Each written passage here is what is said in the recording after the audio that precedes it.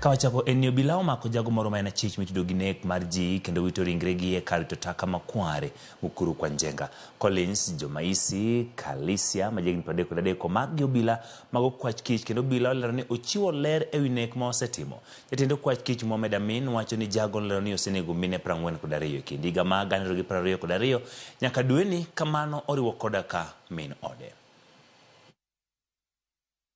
We have this morning arrested the prime suspect, already identified to you guys by the Acting Inspector General, known as Collins Jumaisa Halusha, 33 years old. The suspect was arrested at Soweto in Kayole Sub-County this morning at around 3 a.m. in a joint operation by the DCI and the National Police Service officers. His pursuit and subsequent arrest followed a very thorough forensic analysis of a mobile phone that belonged to one of the victims, namely Josephine Owino, where some mobile money transactions were conducted on the very day Josephine went missing. Upon arrest of the suspect, he led our officers to his single-room rental house in Kware, which is located about 100 meters from the crime scene.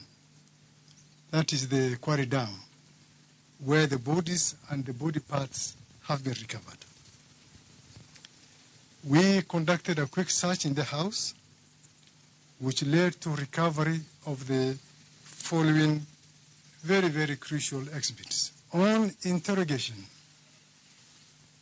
the suspect confessed to have lured, killed, and disposed 42 female bodies at the dumping site, all murdered between 2022 and as recent as last day, 11th of July, 2024. Unfortunately, and this is very sad, the suspect alleged that the first victim was his wife, namely Imelda Judith Halenya, whom he strangled to death before dismembering her body and disposing it at the same site.